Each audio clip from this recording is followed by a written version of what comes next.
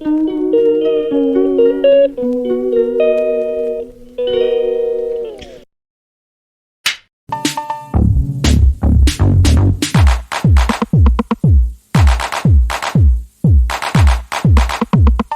Everyone, welcome to the channel Gudiya Boo. तो कैसे हैं आप सब? उम्मीद करती हूँ सभी अच्छे होंगे। और सुबह सुबह का टाइम है और दिन है संडे का, तारीख है 28। तो फिर सुबह सुबह सारे काम कर लिए थे और मंदिर में पूजा भी कर ली थी। भोग और दूध वगैरह का सबका लगा दिया था। तो उसके बाद ना फिर करना था मुझे नाश्ते की तैयारी। और नाश्ते में ना रात को मैंने भिगोई थी मूंग की दाल, तो बनाने के लिए भिगोई थी लेकिन नहीं बनाई थी क्योंकि रात को फिर कुछ और सब्ज़ी बनाई। तो मूंग की दाल भीगी हुई रखी थी। फिर मैं अपना ना जूस, सबसे पहले मैंने अपना नहा धो के किचन में आके जूस बनाया करेले का। और सबसे पहले जूस पिया। और दाल मैंने पहले ही पीस के रख दी थी, मूंग की दाल। और सब तैयारी कर दी थी, मूंग की दाल पीस के और मसाला पीस के रख दिया था। तो उसको फटाफट मैंने अपना जूस पिया। उसके बाद फिर मैंने कढ़ाई रखी गैस पे और पालक भी काट लिया था, आलू भी काट लिए थे और प्याज वगैरह काटने के लिए रखी हुई थी। तेल इधर गर्म हो गया था। तो फिर फटाफट मैंने ना दाल की मगोड़ी बनाई जिसकी मुझे सब्ज़ी बनानी थी। फिर नाश्ते में भी मैंने वही कर लिया था कि आलू और पालक की पकौड़ी ही बना ली।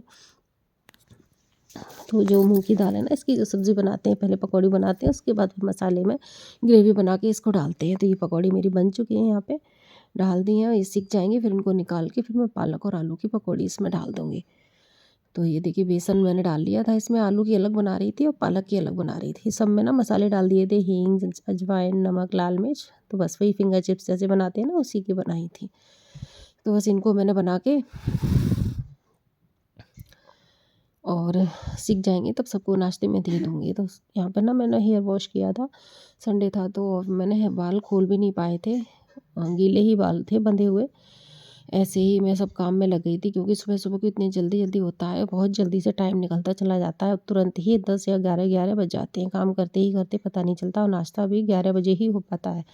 तो एक तरफ बन रही थी चाय, तो चाय बना के मम्मी जी और पापा जी को देने चली जाऊंगी। उसके बाद फिर मैं खुद करूंगी। और मेरे हस्बैंड जी भी कहीं जा ही रहे थे तो उनके लिए भी मैंने तैयार किया फटाफट से देने के लिए।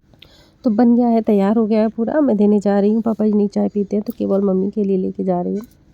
और हरी चटनी नहीं बना पाई थी क्योंकि धनिया हो गया था ख़त्म। तो बस यहाँ पर मम्मी को दे दूँगी, फिर हस्बैंड जी को। और मैंने अपना भी लगा लिया था। बेटी नहीं अभी कर रही थी, उसका मन नहीं था अभी नाश्ता करने का। तो यहाँ पर मैं अपना करने के बाद फिर उसके बाद आ गई मंदिर में, क्योंकि ना मुझे मंदिर की आज करनी थी सफाई। क्योंकि कल सकट थे 29 तारीख को और मुझे सफाई करनी थी मंदिर की।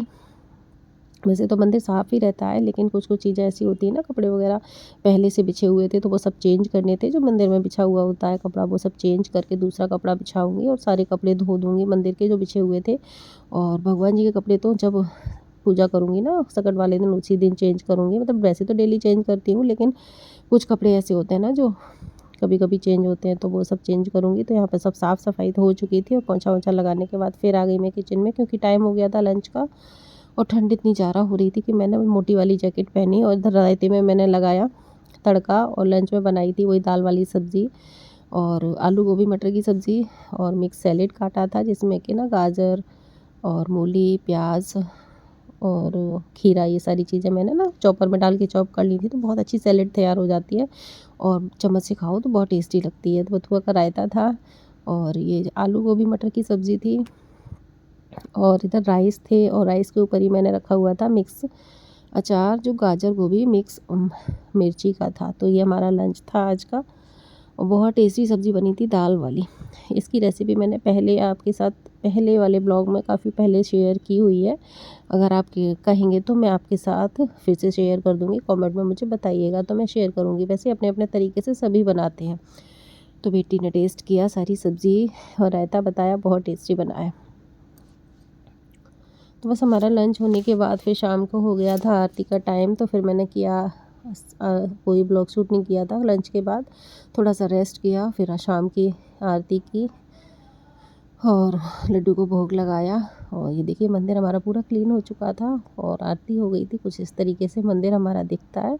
और मंदिर के कमरे में लाइट नहीं चल रही थी, मंदिर के अंदर लाइट चल रही थी। सब कमरे बंद थे क्योंकि ठंड इतनी ज़्यादा हो रही थी। सब कमरों में रूम हीटर चल रहे थे और घर में पूरे में सन्नाटा, मतलब बाहर कोई नहीं दिख रहा, सारे लोग अंदर रूम में ही थे। अकेली मैं ही किचन कमरा करती हुई रहती हूँ। फिर उसके बाद रात को डिनर किया। डिनर करने के बाद फिर मैंने किचन की अपनी की सफाई की।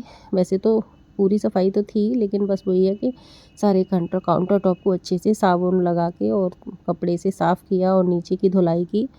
और एक दिन रात को ही करके डाल देती हूँ तो सुबह को ना बहुत आसानी होती है, इससे ना बहुत आराम से काम हो जाता है, बहुत ज़्यादा हौच-पौच नहीं रहती है।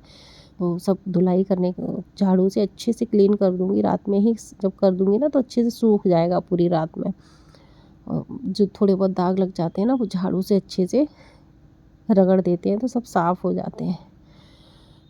और पूरा खाना वाना सब हो चुका था और टाइम हो रहा था करीब 9 बजे का। तो सब लोग अपने अपने कमरे में थे, तो मैंने सोचा अभी कर देती हूँ, सुबह को फिर उठूँगी तो आराम से होगा।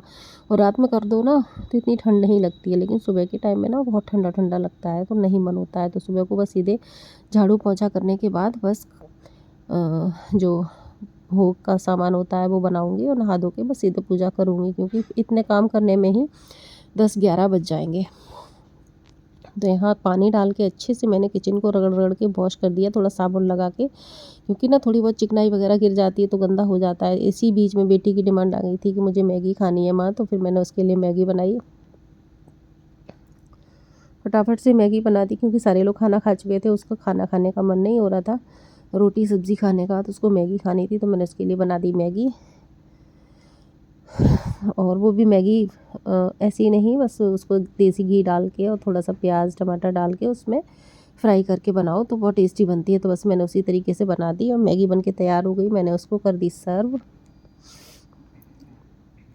उसको देने के बाद बस फिर किचन को मैंने सारा फाइनल काम किया, किचन का जो भी काम था। और काम करने के बाद फिर मैंने अपने लड्डू को भोग लगाया और सुलाया। फाइनल सब काम करके फिर मैं रात को, मुझे सोते सोते करीब 10:30-11 बज गए थे। और ये देखिए मेरा किचन पूरा क्लीन हो गया था, एकदम साफ़ सुथरा। सुबह उठी तो बस केवल इसमें झाड़ू लगाई एक बार और पोंछा मारा और बस भगवान जी, नहा धो के भगवान जी का भोग तैयार किया करूँगी सुबह को। बस इतना ही मेरा काम रह जाएगा।